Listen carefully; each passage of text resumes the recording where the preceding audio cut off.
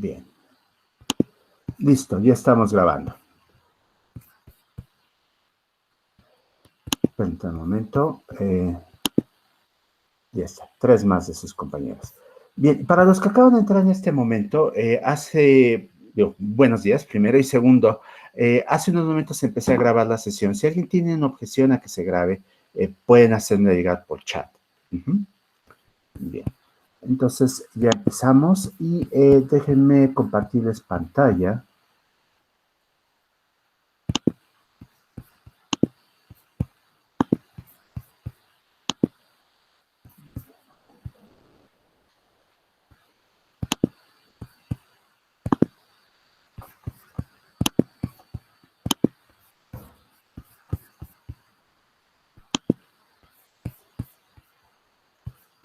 Bien, listo, me parece que ya están viendo la pantalla. Permítanme, porque me parece que lo que ustedes ven, a ver, confírmenlo por favor, no es la pantalla completa, no ven en pantalla completa la presentación, sino que además ven el panel lateral, ¿verdad? O ven solo la pantalla completa, solo la ventana de las láminas. ¿Solo la presentación? Por favor? La presentación. Por escrito, por chat.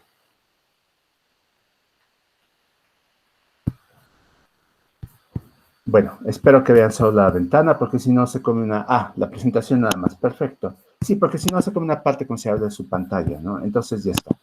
Bueno, miren, tengo una breve presentación de lo que vamos a ver en el curso y por qué este tema es importante, pero antes de hacerla, me gustaría hacer una brevísima encuesta.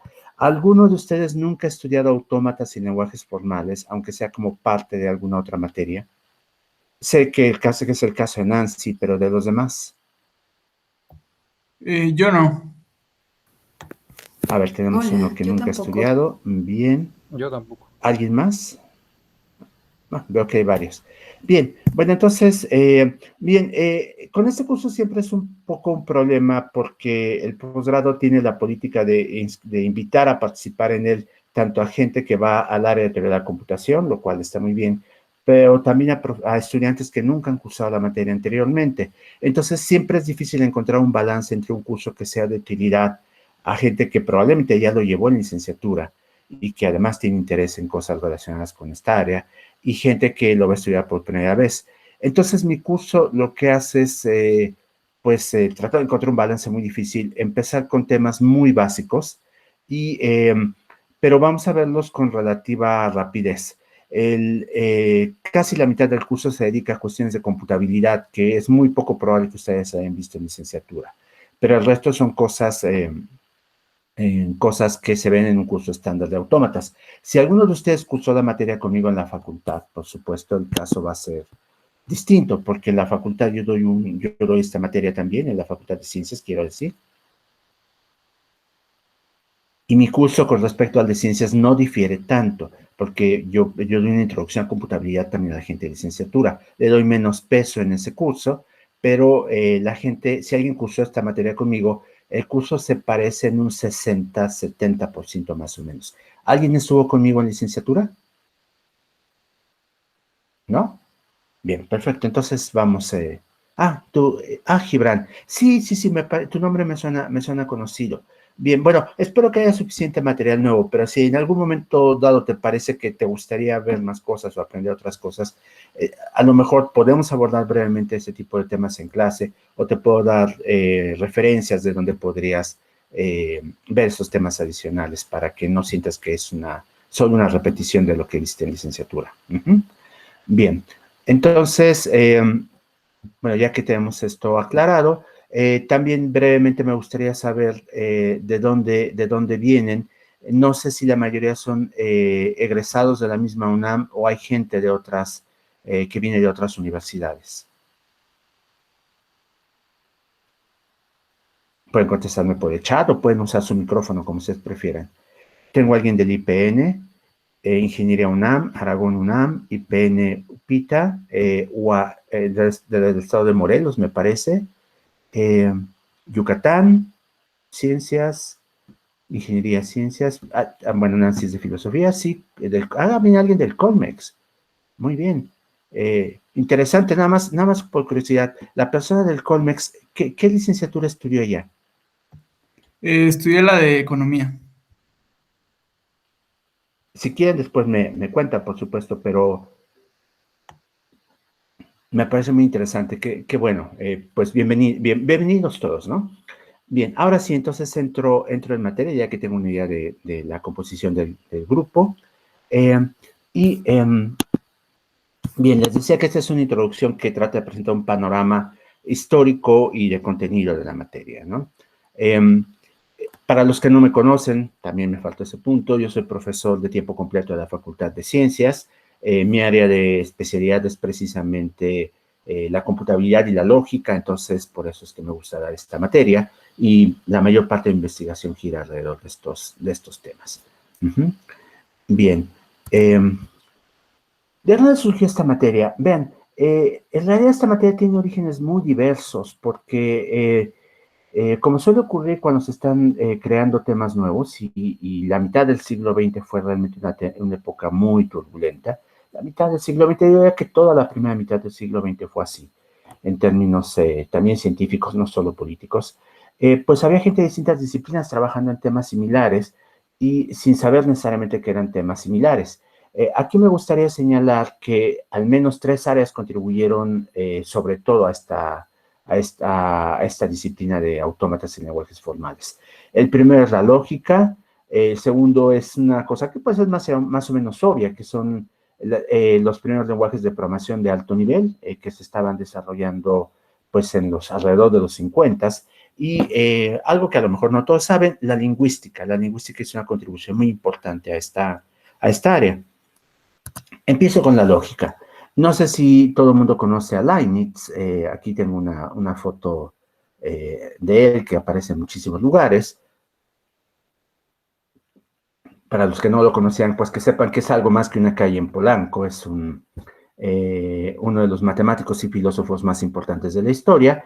Y él tenía en particular preocupaciones lógicas en el sentido de que estaba en la búsqueda de un lenguaje en el que pudiera transcribirse el conjunto de conocimiento humano y en el que también pudieran desarrollarse disputas de todo tipo, diplomáticas, filosóficas, legales, y que se pudieran resolver no por medio de la pura persuasión al estilo tradicional, sino por medio de lo que llamaba un cálculo para razonar.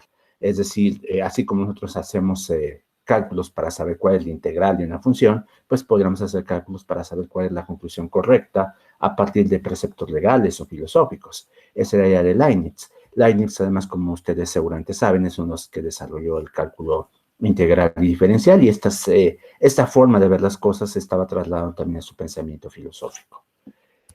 Este programa de Leibniz lo continuó mucha gente varios siglos después, entre ellos Frege, Russell y Hilbert, cuya foto está ahora en pantalla. David Hilbert era un matemático alemán muy destacado en su momento y él tenía la idea de aplicar las ideas de Leibniz restringidas a las matemáticas, no era tan ambicioso. Realmente para entonces mucha gente pensaba que no todo el conocimiento humano se podía traducir al lenguaje de la lógica, pero él pensaba que de las matemáticas sí, junto con los otros dos que les mencioné, Frege, Russell y otros más, y su plan era hacer esta traducción para poder resolver los problemas en matemáticas utilizando pues un método común de razonamiento que se basara en métodos además no basados en inspiración, en intuición, sino en simplemente calcular cuál era la solución correcta, lo que él llamaba en el uso de procedimientos efectivos. Estos procedimientos efectivos, tal y como él los describió, son una receta de lo que debería ser una computadora, un aparato que recibe instrucciones en un lenguaje formal y que por medio de reglas sintácticas manipula estos símbolos de manera predecible. Sin embargo, Hilbert nunca formalizó esta noción de que era un procedimiento efectivo y muchos matemáticos después de él intentaron hacerlo y que además eran matemáticos que estaban trabajando con una perspectiva negativa. Para cuando estos matemáticos empezaron a trabajar en el tema, Kurt Gödel, un matemático que se dedicaba a la lógica, ya había demostrado que los métodos de Hilbert tenían limitaciones fundamentales. Entonces, estos matemáticos no esperaban que hubiera una respuesta positiva a la petición de Hilbert de poder formalizar todas las matemáticas y decidir sobre la verdad de los teoremas matemáticos utilizando métodos mecánicos. Y entre otros, Alan Turing, cuya foto está ahora en pantalla, y Alonzo Church, demostraron que no era posible hacerlo. El primero en hacerlo fue Alonzo Church en 1936, y Turing, trabajando sin conocer los métodos de Church, llegó a la misma conclusión unos meses después. En aquella época, pues las comunicaciones eran mucho más lentas, no había YouTube, entonces nadie podía subir sus videos de YouTube demostrando teoremas. Entonces, Turing no se enteró del resultado de Church, mandó a publicar su trabajo, y uno de los árbitros que conocía del trabajo de Church por un borrador que le había llegado para dictamen, le pidió a Turing que demostrara la equivalencia entre los dos métodos para poder aceptar su propuesta. Turing mandó un anexo con esto, y entonces esta demostración se publicó, la de Turing, a principios del 37, aunque el trabajo se reconoce como una innovación de los dos, de Turing y Church, por su trabajo independiente. Emil Post, el de esta otra fotografía, estaba trabajando en los mismos métodos, en el mismo problema, demostrar que los problemas que quería resolver Turing por medio de métodos mecánicos, de lo que llamaba procedimiento efectivo, tampoco tenía solución. Y Emil Post pudo haberlo hecho antes, nada más que desafortunadamente Post tenía problemas de salud mental serios, tenía periodos prolongados de depresión, y justo antes de encontrar la demostración definitiva de una demostración negativa de la propuesta de Hilbert, tuvo una crisis, guardó todo en un cajón, y cuando la crisis había pasado, ya habían aparecido publicados los trabajos de Church y Turing. Entonces, por eso es que él no es considerado el inventor, el descubridor de esto, pero la realidad es que él lo trabajó de manera independiente, llegó a las mismas conclusiones, y solo le faltaron algunos detalles para tener la demostración completa. Entonces yo lo incluyo aquí, y lo incluyo además porque los métodos que utilizó Post se parecen mucho más a lo que vamos a ver en la primera mitad del curso que lo que hicieron Church y Turing. Bien, ahora, en cuanto a lenguajes de programación, vean cómo la gente de lógica lo que estaba haciendo era buscar una meta muy ambiciosa de naturaleza matemática y filosófica, mientras que la gente que trabajaba en lenguajes de programación estaba ante un problema más bien práctico, que era el cómo describir los lenguajes de programación de una manera que no fuera descripciones verbales, por un lado, y por otro lado que hicieran alusión a arquitecturas de computadora concretas, que es lo que se hacía en aquella época. Eran manuales muy largos, donde se explicaba cuántos registros tenía una computadora, qué instrucciones había para ir de un registro a otro, cómo tener acceso a distintos tipos de registros, etcétera, etcétera, etcétera. Es decir, básicamente, qué alambre hay que conectar dónde para que eso funcione.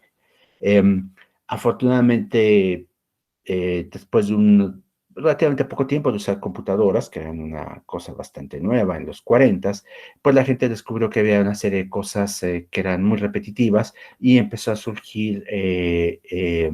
a surgir los lenguajes ensambladores y cosas así, que eran pues todavía bastante primitivos, pero que permitían automatizar muchos procesos que antes había que hacer por medio de conexiones de hardware.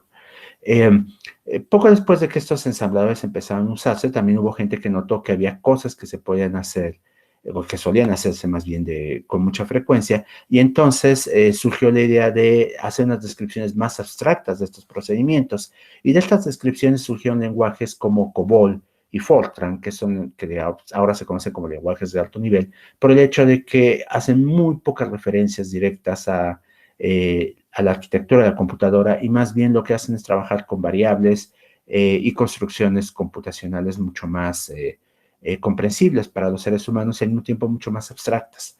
Entonces, estos lenguajes de alto nivel tuvieron éxito muy rápidamente, a pesar de que al principio había algunos escépticos, pero tuvieron éxito rápidamente, y uno de estos lenguajes de alto nivel, Fortran, pues creó una comunidad suficientemente grande que se planteó la posibilidad de ir un paso más allá y crear un lenguaje todavía de mayor nivel, más abstracto, y que pudiera utilizarse en todo tipo de computadoras.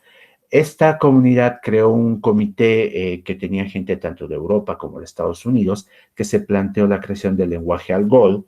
ALGOL es de Algorithmic Language, ahí viene es un acrónimo de eso. y el comité tenía una comisión particular que estaba encargada de describir la sintaxis de este lenguaje, y entre los integrantes de esta sintaxis está uno de los inventores de Fortran que tenemos aquí en esta foto, John Backus, estadounidense, y acá tenemos a Peter Naur, no estoy seguro de su nacionalidad, me parece que es noruego o algo así, o es escandinavo, es al donde recuerdo. Él es otro de los que suben esta comisión, y ellos diseñaron una notación para describir la sintaxis de un lenguaje de programación que ahora se conoce como la notación Backus-Naur, o el formato Backus-Naur, o en inglés Backus-Naur Form. Sus siglas son BNF, ustedes seguramente han visto en algún curso previo, y que es una descripción formal de la sintaxis de un lenguaje. En esta descripción formal, uno no tiene que utilizar el inglés o el español, la lengua que se les ocurra, sino simplemente un formalismo matemático, que es básicamente el mismo al que vamos a llamar más adelante lenguajes independientes del contexto. Bien, entonces ellos pues también aportaban esta área. Finalmente, el otra área que mencioné aquí, la lingüística, en aquella época tenía todavía había un sector más bien bastante importante de investigadores que estaban trabajando en lo que ellos consideraban la frontera entre la psicología y la lingüística. Uno de ellos era Noam Chomsky, al que ven aquí en esta foto. La foto no es muy vieja, creo que es incluso una foto que le tomaron aquí en México en una de las visitas que hizo a la UNAM. Estuvo creo que en la sala Nezahualcóyotl.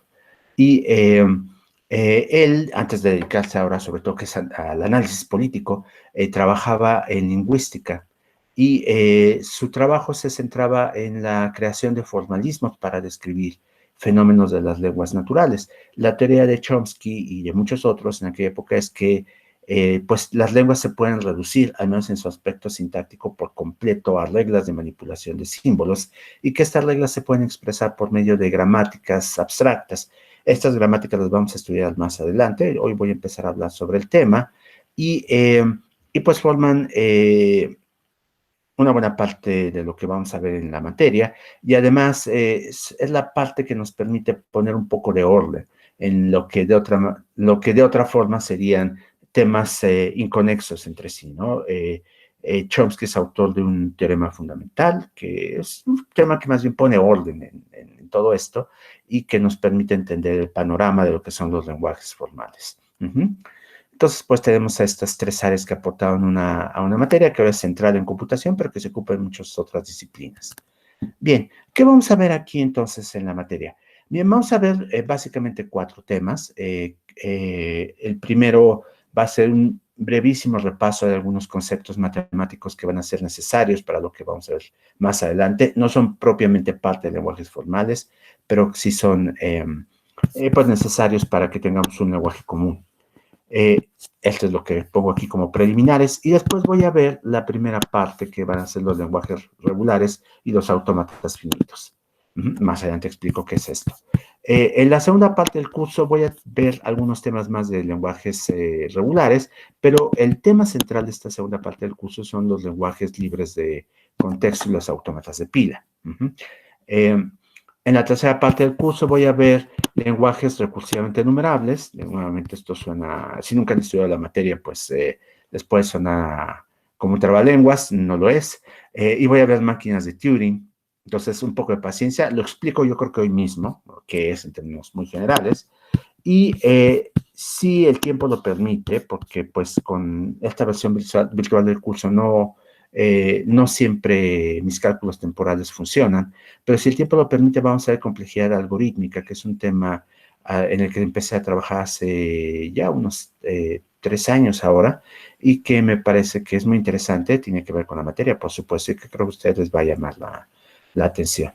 Y finalmente, en el último tema, voy a ver otros modelos computacionales, otra forma de explicar los procesos computacionales que no son los lenguajes formales ni los mecanismos respectivos, y que también creo que va a ser de interés. Para la gente que va a ser compiladores, es como una especie de introducción teórica a los compiladores. Bien. Ahora, ¿qué requisitos hay para llevar esta materia? Pues en realidad son pocos.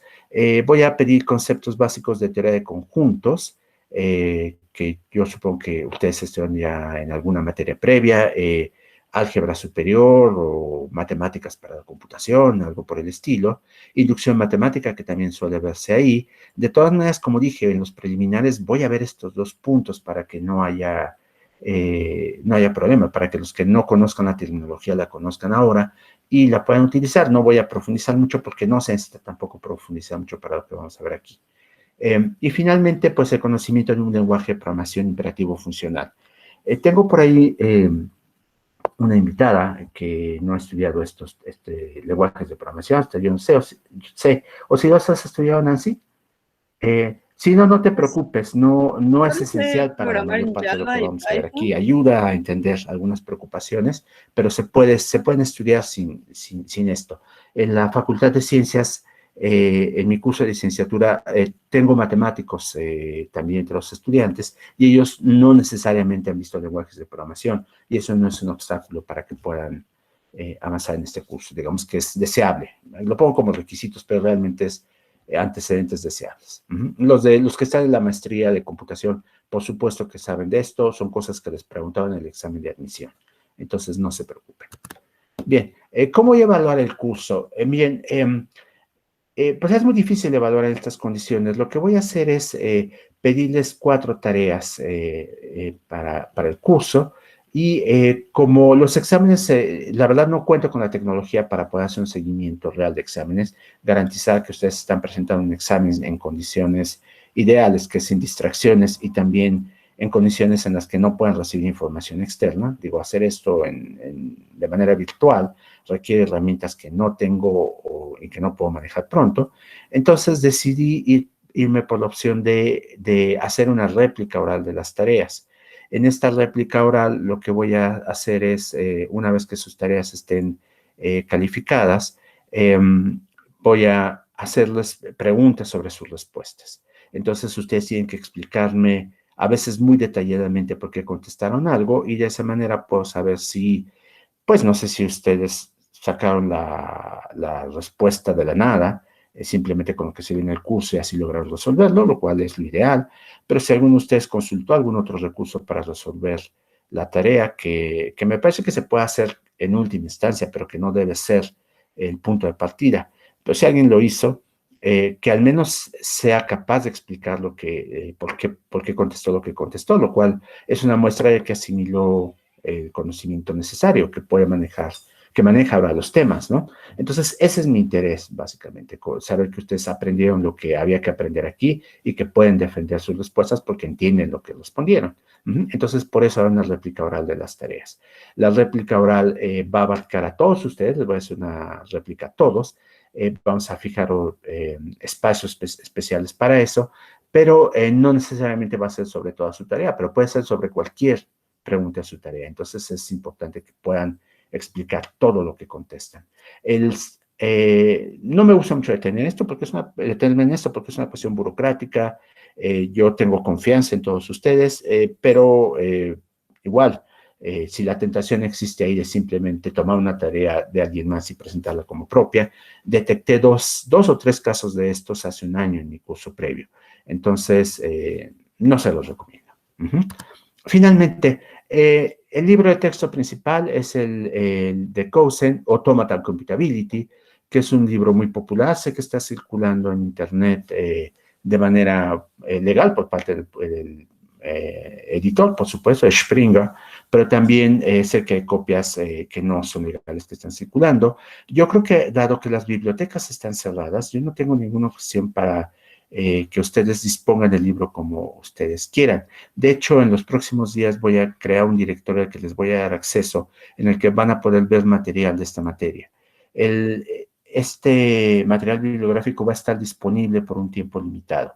La idea es que lo utilicen para ustedes en ausencia de bibliotecas funcionales en la UNAM y voy a cubrir todos los temas de la materia. Pero en general yo creo que esta es una práctica que no hay que seguir. Muchos de los libros que voy a poner, de las cosas que voy a poner a disposición de ustedes son gratuitas además, pero otras están en bibliotecas digitales de la UNAM, por si alguien quiere consultarlas ahí, ¿no?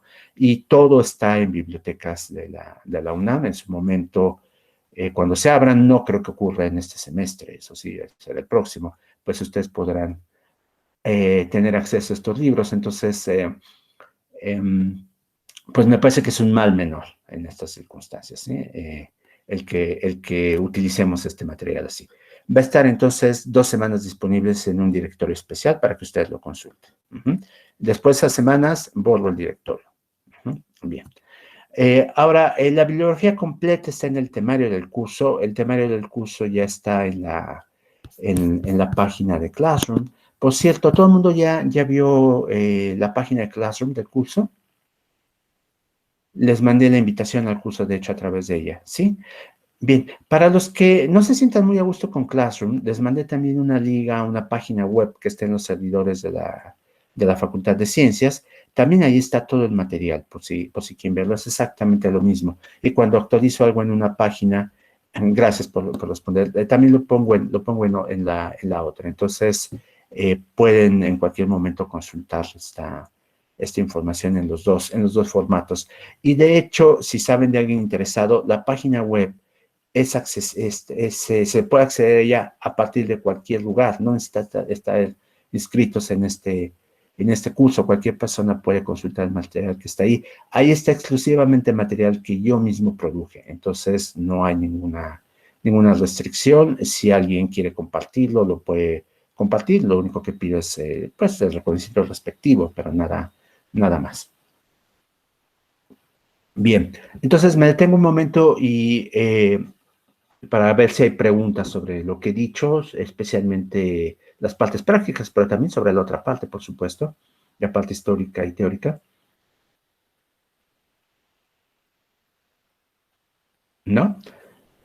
Bien, bueno, entonces si no hay preguntas, voy a continuar con lo que sigue. Permíteme. Bien, no, por el momento. Desde luego, gracias por dar esa respuesta específica, Tatiana. Si ustedes tienen dudas más adelante, se vale que en cualquier parte del curso, en cualquier momento, digan, profesor, no entendí o Francisco, prefiero que me llamen Francisco. Francisco, no entendí esta parte del curso. Este tema no me quedó claro, y entonces puedo responderles ya sea aquí en clase, o bien si prefieren hacer una consulta por correo electrónico, o si prefieren usar el chat de Google Classroom, lo que me parece que llama tablón. Supongo que es un españolismo, y que quiere ser una especie como de mampara de avisos o pizarra de avisos, algo así. También por ahí pueden plantear sus dudas. Cuando se hacen durante la clase, por supuesto, se les puedo contestar de inmediato. Si lo hacen fuera de clase, tal vez me tarde un poco más en responder, pero trataré de hacerlo lo antes posible. Bien, estoy en trámites, se me olvidó este aviso, en trámites con el posgrado para conseguir un ayudante para esta materia. Entonces, más adelante se va a unir un profesor más que va a ser adelante la materia. A él se va a encargar, o ella, depende del caso, se van a encargar de calificar las tareas y pueden resolver dudas directas sobre las tareas, pero nada más. Digo, si ellos están dispuestos a hacer algo más, pues está muy bien, ¿no? Pero en general, las dudas sobre el contenido del curso se abordarían conmigo, no con él o la ayudante. Bien, entonces dejo de presentar y voy a pasar a mis otras láminas. Un momento, por favor, a las que ya son propiamente del curso. Ya está aquí.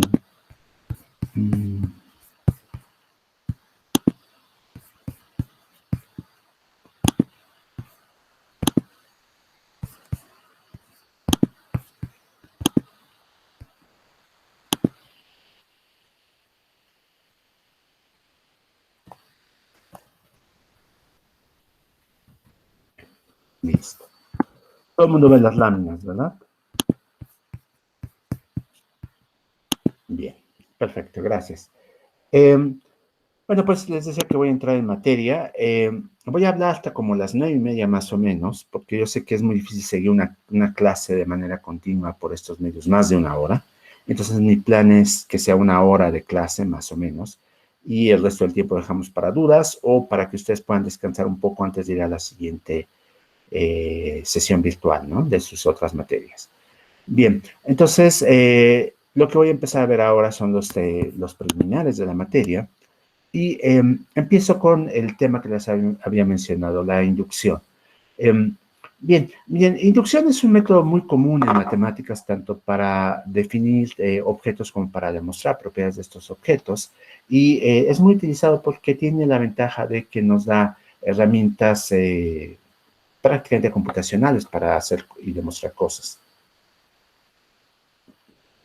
Empiezo con esta idea de inducción como una forma de definir cosas. Aquí vean que estoy mencionando que hay conjuntos que se definen inductivamente. ¿Qué quiero decir con esto? Quiero decir que damos una serie de elementos básicos, elementales, atómicos, como quieran llamarlos, que son parte de mi conjunto, y vamos a dar después una serie de reglas para crear nuevos elementos. Esa es la otra parte. Aquí estoy subrayando en anaranjado.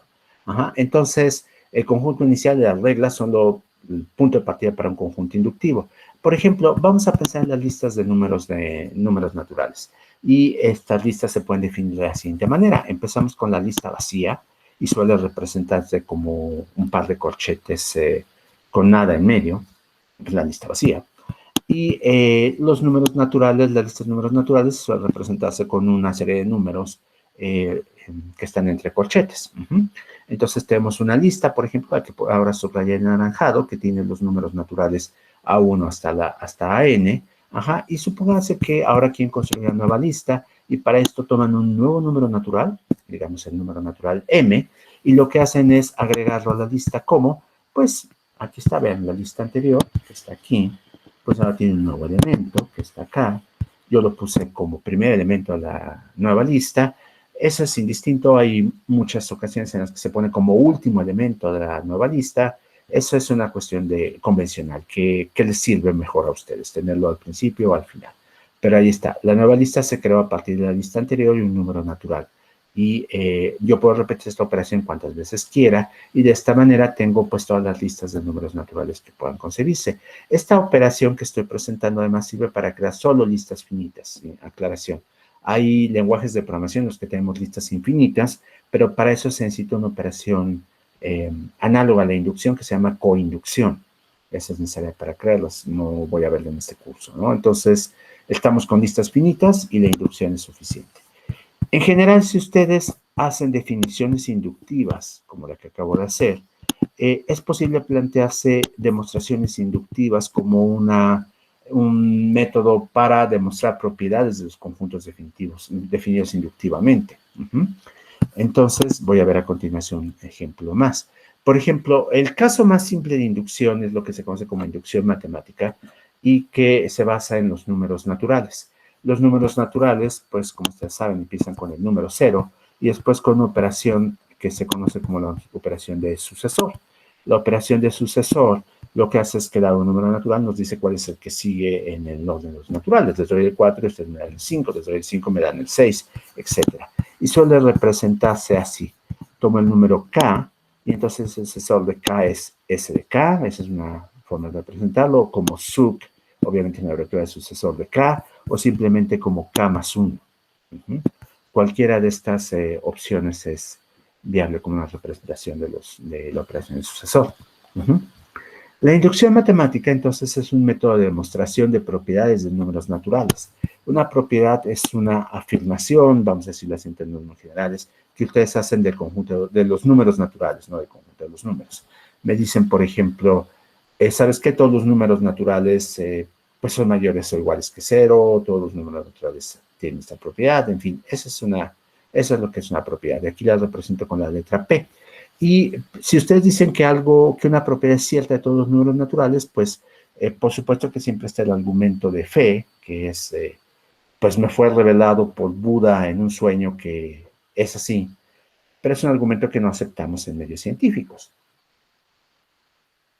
Es el argumento de autoridad, que es, pues me lo dijo el maestro, y así es, que pues no debería aceptarse en medios científicos, aunque en ocasiones la gente termina recurriendo a esos argumentos, no son argumentos que deberían ser válidos en estos medios.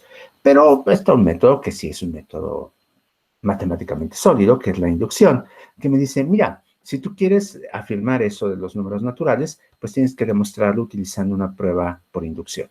En esta prueba lo que tienes que hacer primero, en el paso número 1, es demostrarme que la propiedad es cierta del 0. ¿Por qué? Porque es el número a partir del cual se crean los naturales. Y después lo que haces es, te voy a dar una concesión, te voy a conceder que la propiedad es cierta de un número arbitrario distinto de 0. Vamos a llamarlo m. ¿Sí? Entonces, te concedo por el momento que es eso, pero a partir de esa concesión, me vas a demostrar que la propiedad es cierta del sucesor de ese número, de m más 1. Entonces, esto se conoce como inducción matemática y es muy útil para demostrar cosas de los números naturales. Esta es una propiedad que ustedes seguramente ya conocen, y si no la conocen, pues es bastante elemental, que me dice, si tú quieres calcular la sumatoria de los primeros n números naturales, pues una opción, por supuesto, es sumarlos así, ¿no? 1, más 2, más 3, más 4, hasta que llegas al enésimo número y entonces ya sabes cuál es el valor de esa sumatoria. Pero ese es un procedimiento muy lento, ¿no? Una forma más simple es utilizar esta fórmula, que es la sumatoria de los primeros números, n números naturales, es n al cuadrado más n sobre 2. Esto es mucho más breve, sobre todo si estamos sumando, si n es un número muy grande, ¿no? Entonces, para demostrar que esto es cierto, vamos a hacerlo de acuerdo con la receta de cocina que vi en la página anterior. La receta de cocina me dice, mira, demuestra como paso número 1 que la propiedad es cierta del 0, es decir, la sumatoria de los primeros 0 números naturales es igual a 0 al cuadrado más 0 sobre 2. La sumatoria de los primeros 0 números naturales es, pues, no ha sumado nada, tiene 0, obviamente, y 0 al cuadrado más 0 sobre 2 es 0 también, entonces, pues, es cierto, ¿no? Esta no tenemos que esforzarnos mucho en demostrar que es cierta. Entonces, a partir de esto, formulamos la hipótesis inductiva, que es este préstamo que les decía, que alguien les da una concesión temporal de, mira, tómate este número m y asume que la propiedad es cierta de este número. Entonces, aquí lo tenemos.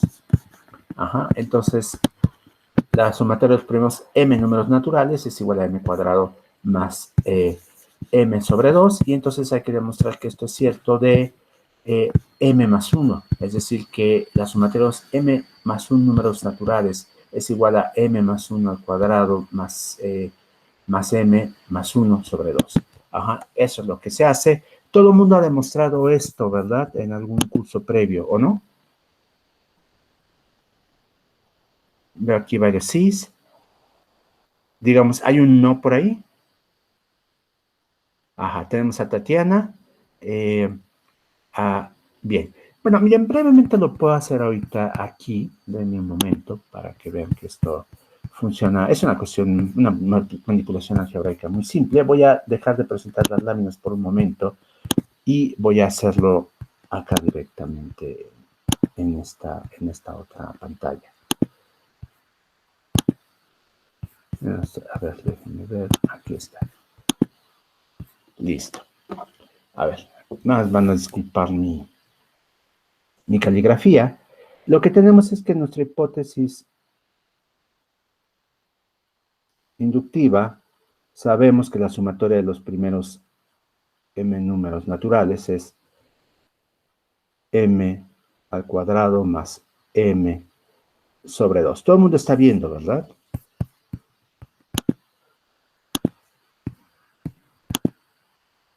Sí, bien, perfecto. Entonces, ahora, déjenme regresar a esto. Ahí está. Esta es mi hipótesis inductiva. Bien, y lo que queremos demostrar es esto.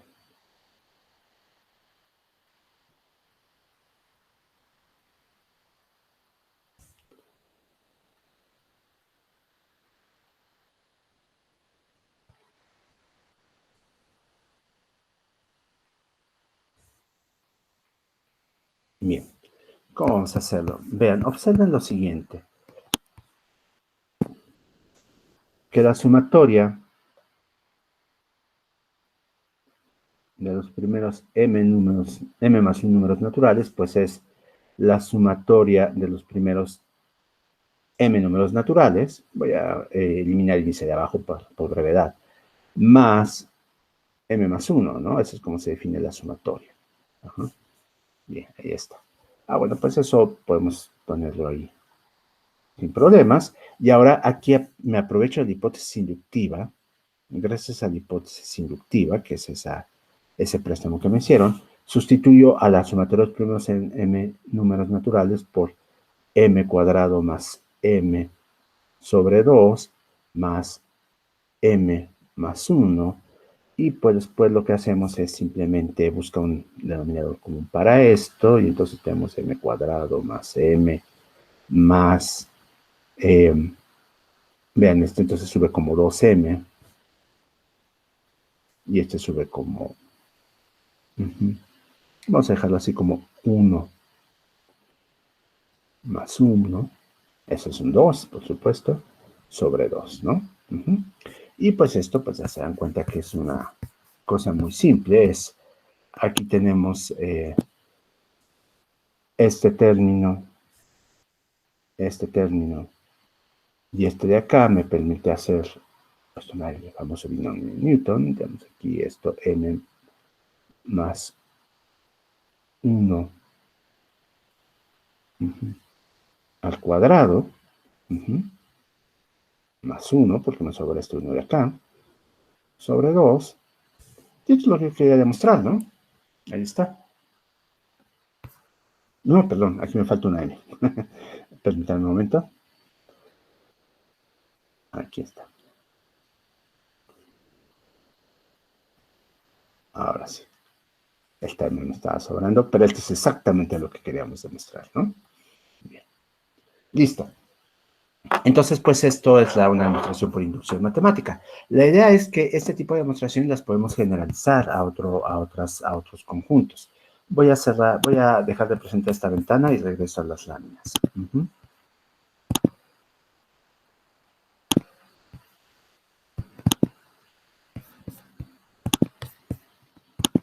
Bien, aquí está. Entonces ya concluimos esta parte, esta demostración, y vamos a hacerlo en general para otros conjuntos, no solo para los números naturales. Esa es la ventaja que tiene la inducción bien fundada, así la voy a llamar. ¿Qué es la inducción bien fundada? Se va a basar en la idea de que mis conjuntos definidos inductivamente van a poderse ordenar de acuerdo con algo que se conoce como el orden estructural. ¿Se acuerdan que en mis conjuntos inductivos lo que tenemos son reglas que me permiten construir nuevos elementos a partir de elementos existentes? Entonces, lo que hago es lo siguiente. Vean, yo voy a tomar el elemento B y vamos a suponer más bien el elemento A, y supongamos que utilicé A como uno de los elementos que me permitieron construir el elemento B. Por ejemplo, en las listas de números naturales, la lista 1, 2, si yo le agrego el 3 al frente, yo tengo la lista 3, 1, 2. La lista 1, 2 es un componente de la lista 3, 1, 2. Entonces, lo que voy a decir es que el elemento que es un componente del otro se encuentra a la izquierda del segundo, de acuerdo con el orden estructural. Entonces, pues utilizo este símbolo, ¿no? ¿Estás que es el de compartiendo menor presentación? que, pero con esta S abajo de structural, ¿no? Es el orden estructural. En el caso de los naturales, resulta que el orden estructural pues, sería el orden establecido por la función de sucesor. M está a la izquierda de n si n es igual a m más 1, es decir, es el sucesor de m. Y en muchos otros casos, pues resulta que las cosas pueden ser más complejas. Los números naturales pues se pueden poner en filita de acuerdo con esta función de sucesor. Perdón, veo a varios que quieren levantar la mano. Gabriel. Es que no se ve la pantalla. Por favor, cualquiera de ustedes prenda su micrófono y pregunte. No se ve, no está presentando nada. A ver si no saben. ¿No se ve? Bien, no. Permítanme. Gracias por señalarlo. Entonces, algo falló aquí con la presentación. Ya sé. Permítanme. Gracias por indicarlo. ¿Ahora sí se ve? Todavía no, ¿verdad?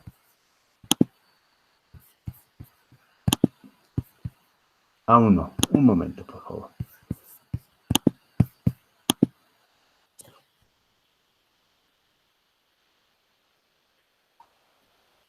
Ahora sí, ¿verdad?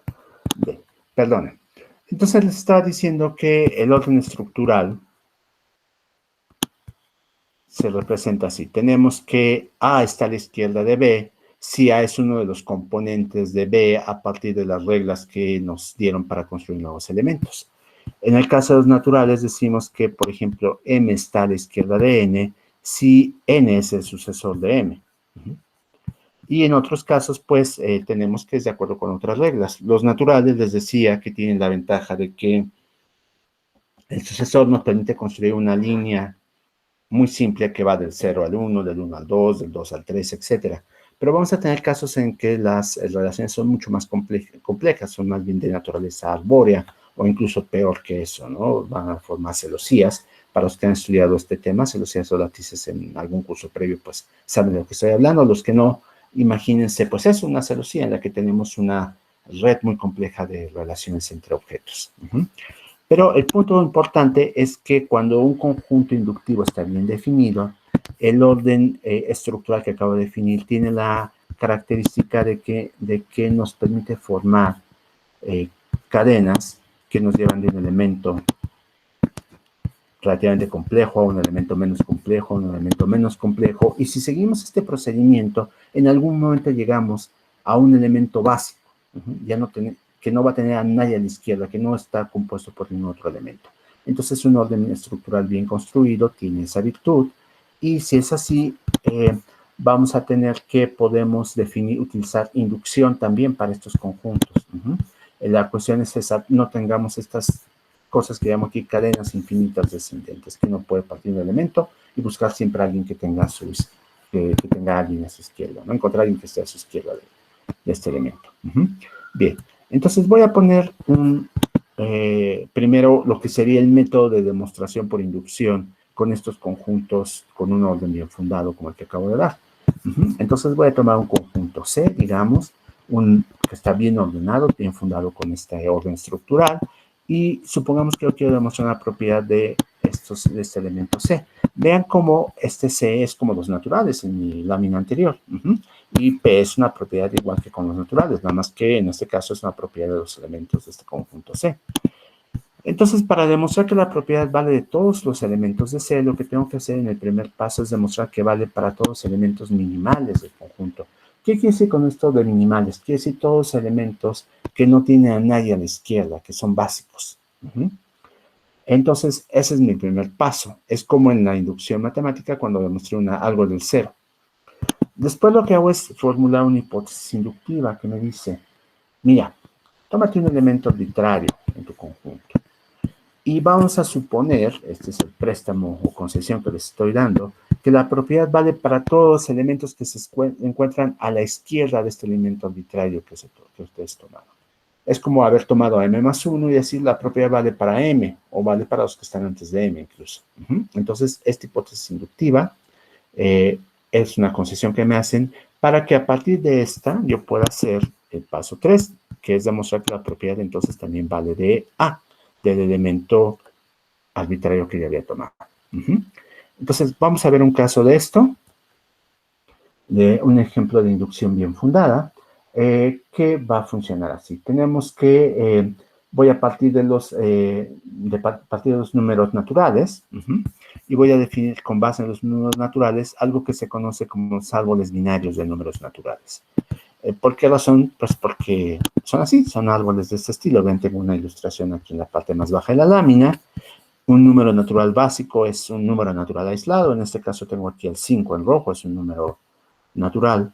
Y yo, para poder definir los árboles binarios a partir de los naturales, considero que es mi conjunto elemental. ¿Cómo puedo introducir nuevos árboles binarios? Lo que hago es tomar dos árboles ya existentes y con esta operación que pone aquí un puntito al centro, lo que hace es crear un nuevo árbol. Por ejemplo, aquí tengo el árbol formado por el 5 y el 3. El 5 es la rama izquierda y el 3 es la rama derecha o subárbol derecho, como quieran llamar. Vean cómo tomo este árbol que ya creé para crear aquí en amarillo un nuevo árbol, que lo que hace es tomar como rama izquierda el árbol formado por el 2 solamente, y como rama derecha un árbol ya complejo con el 5 y el 3. También lo podemos representar de manera lineal con la operación punto, aquí A punto B entre paréntesis para asegurarnos que eliminamos toda ambigüedad, y así creo un nuevo árbol. Entonces, mi única operación para crear nuevos árboles es este punto. Esta representación lineal y la representación gráfica que tengo acá abajo son perfectamente equivalentes, es decir, los dibujitos no son simplemente una forma agradable de presentarlos, son matemáticamente equivalentes a la otra, entonces pueden usar la que ustedes quieran y las dos tienen el mismo rigor. Digo, al hacer el dibujo pues es más fácil cuando escribe a mano, pero puede ser un tanto difícil en computadora y viceversa, ¿no? La que ustedes prefieran utilizar. El caso es que a partir de esta forma, de este conjunto básico de esta operación, yo puedo definir un orden estructural que va a ser así. Si yo tomo un árbol que está formado por un subárbol B y un subárbol derecho C, entonces voy a decir que tanto B como C están a la izquierda de mi árbol A. ¿Se dan cuenta por qué? Porque para construir A utilicé a B y utilicé a C. Entonces, pasa estas dos cosas. El orden estructural me dicen que B y C están a la izquierda de A. Entonces, atención con esto. Ya que con esta definición voy a demostrar algunas propiedades de árboles. Primero, el definir estructuralmente las cosas tiene la ventaja de que podemos entonces definir funciones aplicadas a estos conjuntos definidos inductivamente, ¿no? Por ejemplo, aquí tengo una serie de funciones, 3 funciones que se definen sobre árboles de árboles binarios de números naturales. La primera función, max, lo que hace es darme el máximo valor de una de las hojas de este árbol. ¿Cómo lo hace? Pues primero me dice, mira, tienes el caso base, que es el siguiente. Si tu árbol es en realidad un número natural aislado, entonces el máximo, pues ese es el número natural. Al árbol que está formado solo por el 5, pues el valor máximo que está guardado ahí es el 5. Obvio, ¿no? Ahora, supongamos que tengo un árbol que sí tiene 2 ramas, A y B. Entonces, ¿cómo sé cuál es el max de este árbol A-B? Lo que hago es calcular max de A, calculo max de B. Vean que esta operación me estará regresando 2 números naturales como resultado, estas 2 operaciones, y entonces, de acuerdo con las reglas que ya conozco para saber cuál es el máximo de los números naturales que aprendí desde primaria, pues entonces ya puedo decir cuál es el máximo de estos 2, ¿no? Si el máximo de uno es 3 y el otro es 5, pues el max va a ser 5, ¿no? Del árbol. Ahora, la función de cardinalidad lo que hace es contar el número de hojas que tiene un árbol. En este caso, nuevamente la defino utilizando la estructura inductiva del conjunto. Y me fijo primero en los árboles que son números naturales. ¿Y cuántas hojas tiene un árbol así? Pues tiene una nada más. Vean, en mi ilustración de la lámina anterior, pues el 5 tiene una sola hoja, ¿no? Mientras que este otro árbol en verde tiene 2. ¿Cómo calcula los árboles que tienen más de una hoja, ¿no? Que son complejos? Pues hago algo similar a lo que hice antes. Tomo un árbol así, con rama izquierda, con subárbol izquierdo y subárbol derecho, y lo que hago es calcular primero la cardinalidad del subárbol izquierdo, calculo la cardinalidad del subárbol derecho, y ya que tengo estos 2 valores, los sumo, pues de acuerdo con la suma que aprendí en primaria. Entonces, la cuestión está en que esta definición se basa en que divido el problema siempre en problemas más pequeños, ¿no? Hasta que en algún momento dado llego al caso básico. Con suma, lo que hago es hacer la sumatoria de los valores de las hojas del árbol. Y nuevamente, en el caso básico, si mi árbol solo tiene una hoja, digamos, la hoja 5, anterior, esta roja, 5, pues la sumatoria de valores ahí va a ser 5, ¿no? El mismo natural.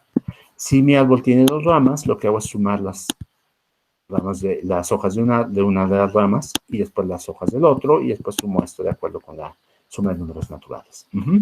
Bien, para los que hayan programado en lenguajes funcionales, Haskell, por ejemplo, ML o algo así, se dan cuenta que estas definiciones que puse acá arriba son código ejecutable en esos lenguajes, lo cual es bastante conveniente, es muy fácil programar operaciones en árboles, en Haskell, ML y demás. Ahora, lo que quiero demostrar es una propiedad, ese es el interés de este ejemplo, demostrar una propiedad de árboles binarios de números naturales. Y entonces les ofrezco ese ejemplo. Tengo que me pregunto, ¿cuál es la suma? ¿Qué pasa si yo sumo las hojas del árbol A? ¿Tienes una cota? Digo, sí, hay una muy obvia. Suponte que calculas el máximo de valores que están guardados en el árbol y lo multiplicas por la cardinalidad. Entonces la suma de las hojas no puede exceder este valor. Intuitivamente esto es cierto, por supuesto. Vean, me regreso a esta página y supónganse que tomo el árbol amarillo, que es el más complejo. Y aquí el máximo valor obviamente es 5. Entonces, si suman lo que hay aquí, serían 2 más 5, 7 más 3, 10. Pero supónganse que hacen lo que decía en la lámina posterior. Es decir, que tomo 5 y lo multiplico por 3, que es el número de hojas que tiene este árbol. Entonces eso me da 15. Entonces la suma, que son 10, es menor que 15, que es este valor. Si yo tomara un árbol distinto en el que todas las hojas valieran 5, se dan cuenta que el valor sería exactamente 15, por eso es menor o igual. Entonces, lo más que puedo esperar obtener es el valor máximo repetido por el número de hojas que hay en el árbol. Eso es lo que estoy diciendo aquí. Entonces, intuitivamente es muy fácil, pero uno dice, la intuición suele fallar. Y suele fallar con bastante frecuencia cuando las cosas se complican, ¿no? Y parte de lo que vamos a ver en este curso son cosas que nos permiten demostrar que muchas cosas que intuitivamente esperaríamos que ocurrieran no ocurren. Entonces, voy a demostrar entonces por inducción bien fundada que esto no es que esto es el caso, que esta propiedad que estoy diciendo es cierta. En el caso básico, tengo que hacer lo que había dicho antes, probar la propiedad de los árboles minimales, que en este caso se dan cuenta que son los árboles formados por un solo número natural. Aquí no tengo un solo caso, tengo una infinidad de ellos porque hay pues una infinidad de números naturales, a diferencia de la inducción matemática que todo toma el cero. Pero no se preocupen, en realidad la demostración para todos los números naturales es la misma, no voy a hacer un número infinito de demostraciones. Vean, tomo aquí un número natural arbitrario, está n, y digo, a ver, de acuerdo con la definición de suma, pues el valor resultante aquí es n, que resulta que también es el valor de max de n, de acuerdo con la definición. Pero max de n, pues es max de n por 1, ¿no? Una cuestión elemental de aritmética. Resulta que 1, pues es precisamente la cardinalidad de un árbol formado por un solo número natural, ¿no? Entonces, la propiedad se cumple para los árboles básicos. Bien, entonces, ¿qué hago? En la hipótesis inductiva me tomo un árbol que no es elemental, A, y entonces supongo que la propiedad es cierta para cada uno de sus componentes. Entonces, la suma de los valores de B es menor o igual que el máximo de B por la cardinalidad de B. La suma de los valores de C es menor o igual que el máximo de C por la cardinalidad de C. ¿Por qué razón? Pues porque tanto B como C están a la izquierda de A, y mi hipótesis inductiva me dice, todos los que están a la izquierda cumplen la propiedad que tú quieres demostrar. Y ahora, el caso inductivo es este. Tengo que demostrar a partir de la información anterior que la suma de A es menor o igual que el máximo de A por cardinalidad de A. Lo que se sigue de la hipótesis inductiva y las definiciones. Bastante, de manera creo que no tan complicada. Pero nuevamente, y aprovechando que tengo aquí este pizarrón, voy a hacer en unos cuantos minutos, para no exceder tanto el tiempo que prometí que iba a tomar, voy a hacer la demostración. Entonces, permítanme un momento. Voy a cambiar la presentación. Dejo de presentar las láminas. Y ahora voy a presentar esta otra pantalla.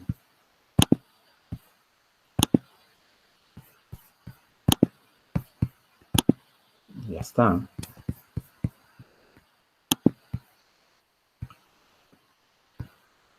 Y vamos a poner una nueva lámina.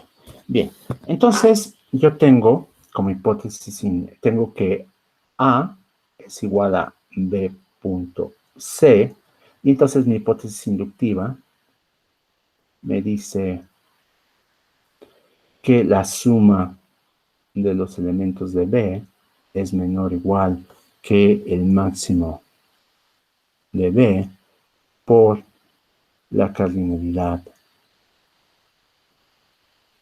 de B, y pues lo mismo con C, ¿no?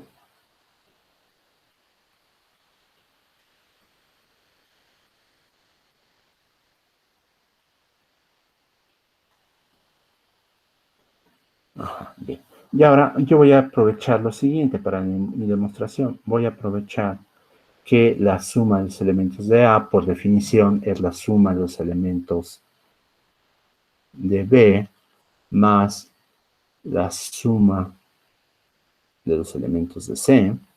Y esto, pues, por hipótesis inductiva, vamos a poner algo aquí, hipótesis inductiva, me permite concluir que esto está acotado, perdón, aquí mira, es este símbolo que va.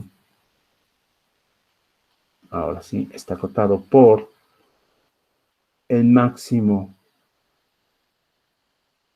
de B por la cardinalidad de B más el máximo de C por la cardinalidad de C. Bien, eso es lo que me dice la hipótesis inductiva. Y aquí estoy pues ya casi al final de la demostración. Vean, el punto es que yo no sé cómo seguir, a menos que sepa cuál es el máximo de B o el máximo de C. Pero puedo, pues, ser algo elemental por la forma en que se define esta función. Sé que tengo el caso A. Bueno, vamos a llamarle A, vamos a llamarle 1, mejor. Para no confundirnos. El caso primero que me dice, mira, el máximo del árbol A es el máximo de B, porque tiene que ser el de B o el de C, ¿no? Y el caso 2 me dice lo contrario. El máximo de A, pues es el máximo de C. Es una de estas dos. Bien, pues vamos a ver qué pasa si es la opción 1. La primera opción. Entonces, vean que en este caso, yo sé que esto de aquí, vamos a ponerle un nombre, vamos a ponerle aquí, ¿qué nombre le podemos poner? Estrellita. Ahí está. Estrellita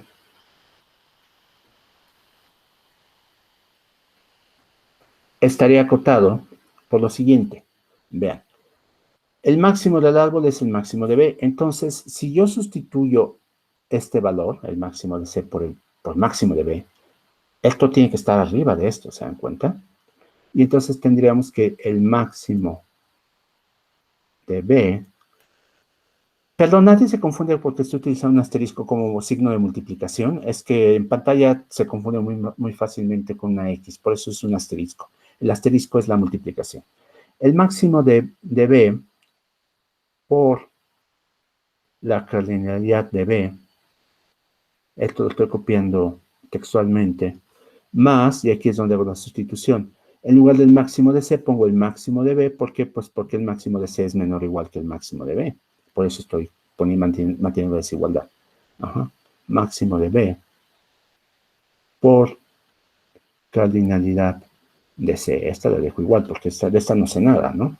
Entonces, pues resulta que esto es igual a lo siguiente. Vean, tengo que sería el máximo de B, porque voy a factorizar, que multiplica a la cardinalidad de B más la cardinalidad de C. Distribuyo dado que tengo aquí un factor común, pues factorizo. Y esto resulta que es, por un lado, yo sé que el máximo de B es igual al máximo de A, entonces pongo el máximo de A. Y por otro lado, sé que pues, la cardinalidad de A es precisamente la suma de la cardinalidad de B y C, y entonces estoy multiplicando esto por la cardinalidad de A. ¿Se dan cuenta? Que es precisamente lo que yo quería demostrar. Ahí está. Demostración concluida. Y es análogo, el caso B es análogo, perdón, el caso 2 es análogo, no lo voy a hacer, pero el caso 2, donde el máximo de A, perdón, aquí se me olvidó poner eso, el máximo de A es el máximo de C, pues es análogo. Entonces, lo que hago simplemente es quitar al máximo de B y poner en su lugar el máximo de C, y mantengo esta misma desigualdad, y obtengo lo que yo quería obtener, también factorizando. Bien, entonces, pues espero que haya quedado claro con este punto y regreso a las láminas simplemente para para concluir el curso, la clase de hoy, perdón. Permítanme un momento. Dejo de presentar.